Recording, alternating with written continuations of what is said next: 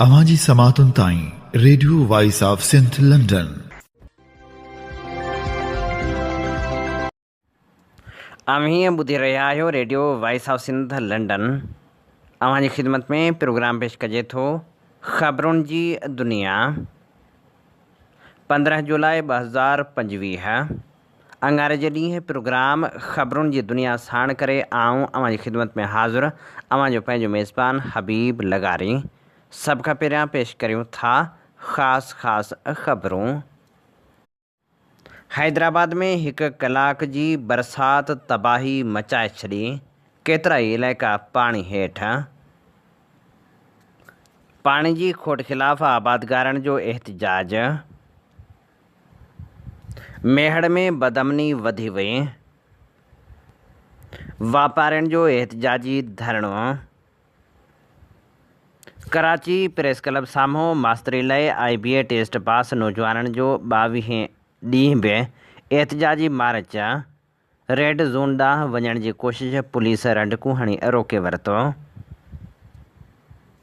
थरकोल में रोज़गार न मिलण ख़िलाफ़ मक़ामी माण्हुनि जो कंपनी जे गेट वटि एहतिजाजी धरणो। जीअं सिंध मुहाजो चेयरमैन रियाज़ चांडियो बि शरीक। हाणे पेश करियूं था तफ़सीली ख़बरूं।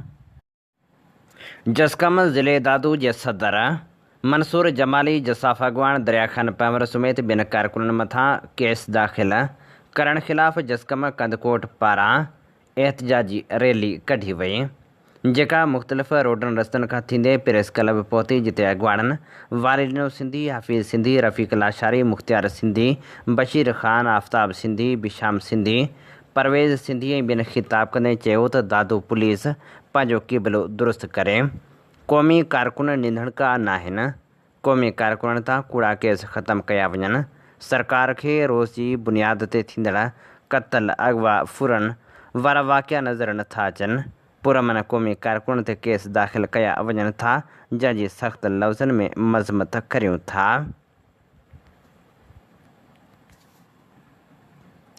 वापडा ऐं वफ़ाक़ी हुकूमत जो हिकु ॿियो शाहकार गाज डैम बेरोलडे जे वर चढ़ी वियो। 2009 में लॻभॻि 17 अरब रुपयनि जे काथे सां शुरू कयल हिन रिथा खे 16 विरहा गुज़री चुका, पर उहा अधु बि मुकमिल नाहे थी सघी। 4 साल अॻु उनजो नओं काथो लॻभॻि 48 अरब रुपया लॻायो वियो। गुज़िरियल साल जी बजट में वफ़ाक़ी सरकार उन रिथा लाइ 5 अरब रुपया रखिया, पर रुॻो 3 अरब जारी कया विया। नई बजट में उन रिथा लाइ रुॻो 50 करोड़ रुपया रखिया विया आहिनि ऐं हाणे उहा रिथा अमली तौरु बंदि थी चुकी आहे। Communist party of Pakistan J secretary general ऐं पॉपुलर लेफ्ट अलायंस जे कन्वीनर कामरेड इमदाद काज़ी फ्रंटियर कॉन्स्टेबलरी खे ख़तमु करण बदिरां मुल्कगीर सतह ते वधाइण ते हैरत जो इज़हार कंदे चयो आहे त मुल्क में अॻु में ई मुख़्तलिफ़ नारनि सां पैरामिलिट्री फोर्सिस ऐं पुलिस जा इदारा महिनतकश माण्हुनि, मुलाज़िमनि ऐं शहरियुनि जे अरबे रुपयनि जे ख़र्च बावजूदि अमन अमान जी सूरतहाल बहितर बणाए नाहिनि सघिया। अमन अमान जी सूरतहाल ॾींहों ॾींहुं ख़राबु थींदी पई वञे, जॾहिं उन्हनि इदारनि जा पंहिंजा ऑफिसर ऐं अहलकार ॾोहनि खे रोकण बदिरां पाण ॾोहनि में मुलविस थी वञनि ऐं सियासी इंतकाम लाइ इस्तेमालु थींदा हुजनि, त इन जहिड़नि इदारनि जी नफ़री वधाइण बदिरां उन्हनि खे घटायो वञे। जेकॾहिं इन्हनि खे वधायो वेंदो त ॾोहनि में बि इज़ाफ़ो थींदो। सिर्फ़ु नालो तब्दील करण सां को बि इदारो फेडरल या वफ़ाक़ी नथो थी वञे। अहिड़ी तरह जा फ़ैसिला वफ़ाक़ में शामिल समूरियुनि क़ौमी वहदतनि में वधीक तलख़ी बदएतमादी पैदा करण जो सबबु बणिजंदा। इमदाद काज़ी चयो त मुल्क में वधंदड़ महांगाई, बेरोज़गारी ऐं बदअमनी ॻणती जोगी आहे। हुन मुतालबो कयो त पाकिस्तान, ख़ासि तौरु बलूचिस्तान खे अमेरिका ऐं चीन जो गॾियल ॿारण बणाइण बदिरां उनखे ख़ुदि मुख़्तियार ठाहियो वञे। बाशऊर शहरियुनि ऐं अवाम दोस्त, तरक़ी पसंद, इंसान दोस्त, साम्राज दुश्मन क़ुवतनि खे अपील आहे त उहे मुल्क में गॾिजी अवाम खे दरपेश संगीन सूरतहाल खां कढण लाइ फ़ाल किरदारु अदा कनि। मोरे में ॻोठ बजराणी लिगारी मां गिरफ़्तार कयल नौजवाननि जे वारस औरतुनि ऐं ॿारनि एहतिजाजी मुज़ाहिरो कयो। उन मौक़े ते अॻवाननि चयो त ॻोठ बजराणी लिगारी मां मुसलसिल गिरफ़्तारियुनि वारो अमल जारी आहे। को बि माण्हू ॻोठ मां ॿाहिरि नथो निकिरी सघे।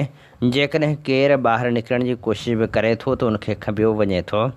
हुननि मुतालबो कयो त फ़ौरी तौर ते गिरफ़्तार कयल ॻोठाणनि खे आज़ादु कयो वञे। पंगरे भरिसां ॻोठाणनि पारां LBOD जी खोटाई ख़िलाफ़ एहतिजाज, ज़मीन ते नाजाइज़ कब्ज़े जो इल्ज़ाम। पंगरे भरिसां ॻोठ अलीमंद खोसो, अलहदाद अहमदाणी ऐं अकबर साहिड़ जे रवासियुनि अली नवाज़ खोसो, फैज़मंद अहमदाणी, नवाज़ लैल, अकबर साहिड़, नवाब अहमदाणी, राजा ख़ान खोसो ऐं मोहम्मद बख्श खोसो पारां LBOD जी गैरक़ानूनी खोटाई ख़िलाफ़ सख़्तु एहतिजाज कयो वियो। एहतिजाज कंदड़नि जो चवणु हो त आपाशी खातो कोरट सॻोरी जे हुकुमनि जी भञकड़ी कंदे पुराण ढोरे ऐं हाकड़े जी खोटाई बदिरां असांजी ख़रीद कयल ज़मीन ज़बरदस्ती कब्ज़ो करे रहियो आहे, जेका मुकमल तौर ते नाजाइज़ी ऐं नाइंसाफ़ी आहे। ॻोठाणनि दावा कई त साल 2013 ऐं 2025 में अदालत असांजे हक़ में फ़ैसिलो ॾेई चुकी आहे, पर उन बावजूदि आपाशी खाते बिना दस्तख़त वारा कूड़ा नोटिस जारी करे 110 एकड़ ज़मीन तबाह करे छॾी आहे, जंहिंसां 2 ॻोठ बि मुतासिर थिया आहिनि। एहतिजाज कंदड़नि जो वधीक चवणु हो त कुदरती वहिकरनि जा रस्ता बासर माण्हुनि जे कब्ज़े हेठि आहिनि, ख़ासि तौर ते तालको कलोई, जितां असुलु वहिकिरो हुजणु घुरिजे। हुननि मुतालबो कयो त हाकड़ो ऐं पुराण ढोरो जा कुदरती वहिकरा बहाल करे मुतासिरनि सां इंसाफ़ कयो वञे। ॻोठाणनि ॿुधायो त उन्हनि आपाशी खाते ख़िलाफ़ कंट्रोल ऑफ कोर्ट में पिणु दरख़्वास्त दाख़िल करे छॾी आहे, पर खाते जा अमलदार अदालती हुकुम मञण लाइ तयारु न आहिनि। कराची प्रेस क्लब साम्हूं मास्तरी लाइ IBA टेस्ट पास नौजवाननि जो मुसलसिल 22 ॾींहनि खां एहतिजाज जारी आहे। काल्ह एहतिजाजी मार्च करे रेड ज़ोन ॾांहुं वधण जी कोशिशि कई वई त पुलिस रंडकूं हणी रोके छॾियो। एहतिजाज जी अॻवानी सदाम सांदाणो, अब्दुल गफ़ार, अदील अहमद मंकी ऐं सिजाद हुसैन चांडियो करे रहिया आहिनि। एहतिजाज जी अॻवानी कंदड़ अब्दुल गफ़ार जो चवणु हो त 22 ॾींहं गुज़रण बावजूदि हुकूमत जो को बि नुमाइंदो ॻाल्हियुनि लाइ असां ताईं नाहे पहुतो। जेकॾहिं रेड ज़ोन ॾांहुं मार्च कयूं था त नौजवाननि ऐं नियाणियुनि खे पुलिस गिरफ़्तार करे थी। हुकूमत 32 ऐं 33 सैकड़ो मार्कूं खणंदड़ उमेदवारनि खे पंहिंजा नवाज़ी करे भर्ती कयो आहे ऐं 40 ऐं उन खां वधीक मार्कूं हासिलु कंदड़ दरबदर आहिनि। एहतिजाज कंदड़नि जो चवणु आहे त हुकूमत मेरिट ते 93,000 खां वधीक मास्तर भर्ती करण जी दावा करे रही आहे, पर पास उमेदवारनि खे हिन वक़्त ताईं ऑफर ऑर्डर न मिलिया आहिनि। एहतिजाज कंदड़नि जो चवणु हो त हुकूमत IBA टेस्ट पास कंदड़ नौजवाननि जो वक़्तु वञाए नई भर्ती जा इश्तिहार ॾेई रही आहे। मुसलसिल 22 ॾींहनि खां एहतिजाज लाइ वेठा आहियूं, उन कैंप में ॾींहुं राति गुज़ारे रहिया आहियूं, पर हुकूमत जो को बि नुमाइंदो लड़ी नाहे आयो। एहतिजाज कंदड़ उमेदवारनि हुकूमत खां मुतालबो कंदे चयो त मास्तरी लाइ 40 ऐं उन खां वधीक मार्कूं हासिलु कंदड़नि सभिनी उमेदवारनि खे ऑफर ऑर्डर जारी कया वञनि। एहतिजाज कंदड़ उमेदवारनि जो चवणु हो त जेकॾहिं ऑफर लेटर जारी न कया विया त हीअ तहरीक जारी रहंदी ऐं CM हाउस ॾांहुं मार्च कयो वेंदो। मेहड़ में बदअमनी ख़िलाफ़ एहतिजाजी मुज़ाहिरो करे धरणो हंयो वियो। पुलिस पारां 5 लख जो चेक ऐं 15 ॾींहनि में रक़म वापसी जी ख़ातिरी बाद मेहड़ में वधंदड़ बदअमनी ख़िलाफ़ वापारियुनि एहतिजाजी धरणो ख़तमु करे छॾियो। DSP मेहाड़ माशूक फिलपोटो ऐं SHO B सेक्शन कमरदीन तुनियो धरणे वारे हंधि पहुची मुतासिर वापारी सेठ मोहम्मद गांघरो ऐं शहरी इतिहाद मेहड़ जे चेयरमैन न्याज़ अली बुरड़ो सां ॻाल्हियूं कयूं। पुलिस इंतिज़ामिया पारां 5 लख रुपयनि जो चेक ज़मानत तौरु ॾिनो वियो ऐं ख़ातिरी कराई वई त फुर थियल रक़म 15 ॾींहनि अंदरि वापसि कराई वेंदी ऐं अमन अमान जी सूरतहाल ते कंट्रोल कयो वेंदो। उन ख़ातिरी बाद धरणो ख़तमु कयो वियो ऐं हाईवे बहाल कयो वियो। ख़ानपुर महर भरिसां ॻोठ कटणहार वासी नौजवान जाफ़र मंगणहार ऐं सांगड़ जे इलाइक़े खिपरो जे रहवासण नसरीन मंगणहार ख़ानपुर महर में एहतिजाज कयो। नसरीन मंगणहार ॿुधायो त आउं खिपरे जी रहवासण आहियां। अॻु में शेरू मंगणहार सां शादी थियल हुई, जंहिंमां 2 ॿार पिणु आहिनि।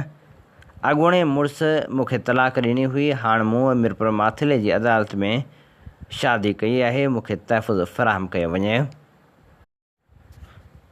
बांधी में पुलिस जे ज़्यादतियुनि ख़िलाफ़ ॾाहिरी बिरादरी जे औरतुनि थाणे ॿाहिरां एहतिजाजी मुज़ाहिरो कयो। उन मौक़े ते मुज़ाहिरीन औरतुनि सोनिया ऐं शमशाद जो चवणु हो त पुलिस बेगुनाह असांजे 16 सालनि जे नौजवान सलमान खे गिरफ़्तार करे उन मथां सख़्तु तशदुद कयो आहे। हुननि मुतालबो कयो त असांखे इंसाफ़ ॾियारियो वञे। सिंध यूनाइटेड पार्टी ज़िले बदीन जी ज़िले बॉडी जो इजलास ज़िले सदर दानिश नूर सुमरो जी सदारत में थी गुज़रियो।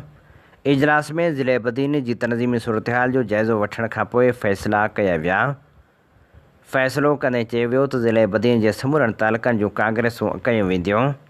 21 जुलाई ते तालुके बदीन जी कांग्रेस कई वेंदी। पाणी खोट ख़िलाफ़ आबादगारनि ऐं ज़मीनदारनि तरफ़ां ज़िले में थींदड़ एहतिजाजनि जी हिमायत कई वेंदी। UC सतह ते तरबियती वर्कशॉप कराया वेंदा। ज़िले काउंसिल बदीन चेयरमैन तरफ़ां ईंदड़ इजलास में SUP मरकज़ी नायब सदर या डिस्ट्रिक्ट काउंसिल मेंबर अमीर आज़ाद पहवर ते पाबंदी हई वई त भरपूर एहतिजाज कयो वेंदो। इजलास में ज़िले सेक्रेटरी अबू नूहानी, ज़िले deputy secretary doctor Asghar Shah, मालियात secretary Rahim Pahwar, information secretary Aslam Azad शिरकत कई। हिकु पासे बरसातूं पइजी रहियूं आहिनि ऐं सिंधु दरिया में चाढ़ आहे त ॿिए पासे वरी आबादगार पाणी लाइ परेशान आहिनि। टंडो ग़ुलाम हैदर में मीरवा कैनाल में पाणी जी खोट ख़िलाफ़ आबादगारनि एहतिजाजी मुज़ाहिरो करे हैदराबाद रोड ते धरणो हयो। उन मौक़े ते एहतिजाज कंदड़ शहज़ाद गाॾही, मोहम्मद बख्श लगारी, अमीर हैदर ख्वाजा, अब्दुल्लाह चांडियो, मुलाज़िम ख्वाजा असलम लगारी ऐं ॿिनि चयो त मीरवाह कैनाल में पाणी जी हथरादू खोट करे हज़ारे एकड़नि ते पोखियल सारियालो बीजो सुकी तबाह थी रहियो आहे। उन्हनि वधीक चयो त मीरवाह कैनाल में पाणी जी खोट ख़तमु करे गेज पूरो कयो वञे। जॾहिं त एहतिजाज कंदड़नि इरिगेशन अमले तोड़े आला इख़्तियारनि खां मुतालबो कयो त फ़ौरी तौर ते मीरवाह कैनाल में पाणी जो गेज पूरो करे पाणी जी फ़राहमी खे यकीनी बणायो वञे त जीअं आबादगार ऐं हारी सारियालो फ़सुल पोखे सघनि। ॿी सूरत में एहतिजाज जो दाइरो वधायो वेंदो। थरकोल में रोज़गार न मिलण ख़िलाफ़ मक़ामी माण्हुनि पारां कंपनी जे गेट साम्हूं एहतिजाजी धरणो हयो वियो, जंहिंमें GA सिंध मुहाज़ चेयरमैन रियाज़ चांडियो, गफ़ार मिर्जत, अयाज़ सोलंकी, इलाही बुश चाचड़, मुमताज़ अली आरिसर, आज़ाद दल ऐं ॿी क़यादत शिरकत कई। 3 कलाकनि ताईं कंपनी जे गेट अॻियां एहतिजाजी धरणो जारी रहियो। जॾहिं त उन मौक़े ते ख़िताब कंदे रियाज़ चांडियो जो चवणु हो त सिंध में मक़ामी माण्हुनि खे रोज़गार नथो ॾिनो वञे। नंढा मुलाज़िम बि ॿाहिरिनि सूबनि जा आणे रखिया वञनि था, जेका धरती धड़ियुनि सां वॾी नाइंसाफ़ी आहे। ॿिए पासे प्रेस कॉन्फ्रेंस कंदे रियाज़ चांडियो चयो त पीपल्स पार्टी सिंधी माण्हुनि सां मुसलसल नाइंसाफ़ियूं करे रही आहे। रियाज़ चांडियो जो वधीक चवणु हो त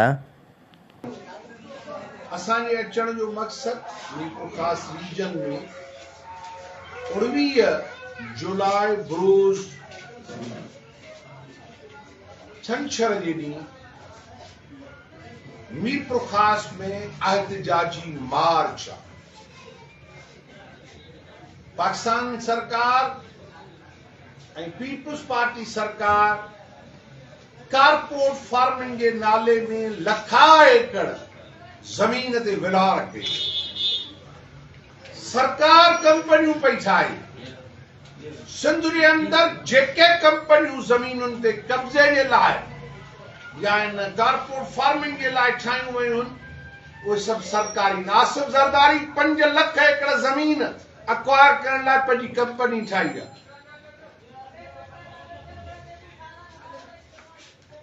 ओमनी ग्रुप वारनि जे ज़रिए फौज सां लाॻापियल माण्हुनि, उन्हनि जे इदारनि, उन्हनि ग्रीन पाकिस्तान इनिशिएटिव जे नाले सां कंपनियूं ठाहियूं। अवाम जी ज़मीन आहे, सिंध जे माण्हुनि जी ज़मीन आहे, उहा उन्हनि खे ॾियो त आबाद कनि। बकादे ते वञी वठो उन्हनि खां। तव्हां गोर हिल स्टेशन, तव्हां सुंजा बेला, तव्हां सुंजो उमरकोट जो थर, तव्हां बदीन जो कोस्टल बेल्ट, तव्हां कराची शहर जूं ज़मीनूं, ही ज़मीनूं तव्हां सभु कब्ज़े करियो पिया उन सिंध जूं जंहिंजा सॼा माण्हू गुरबत जे लकीर खां हेठि ज़िंदगी गुज़ारनि। उन सिंध खे जंहिं सिंध जो माण्हू साफ़ पाणी पीअण खां महरूम आहे, उन सिंध जे माण्हुनि जे ज़मीनुनि ते कब्ज़ो पिया करियो जंहिं सिंध जे माण्हुनि खे न 1940 जे मुआहिदे तहत सिंध पंजाब वाटर एग्रीमेंट तहत पाणी ॾिनो, न उन सिंध खे तव्हां 91 जे खाद तहत पाणी ॾियो था।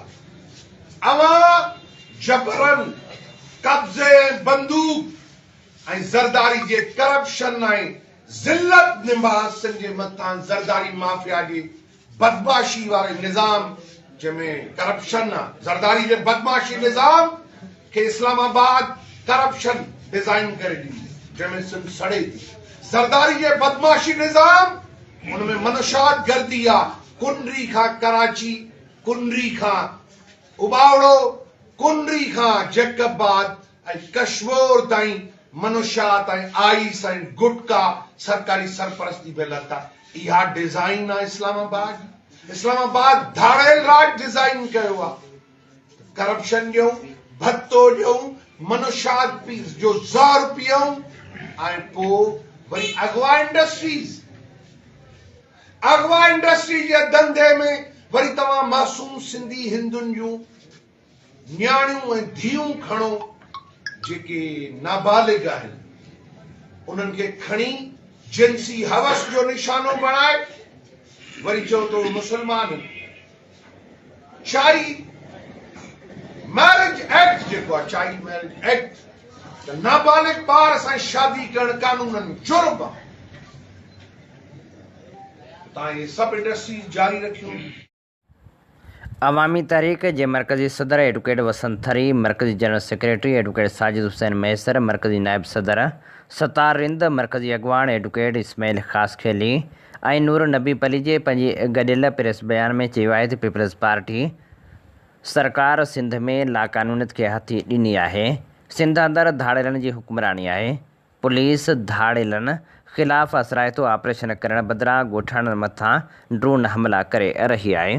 पुलिस धाड़ेलनि जी सरपरस्ती वारो किरदारु अदा करे रही आहे। अॻवान ऐं क़त्ल जे वाक़िअनि मां पुलिस पैसा कमाए पई। सिंध सरकार पुलिस खे धाड़ेलनि जो सहूलियतकार इदारो बणाए छॾियो आहे।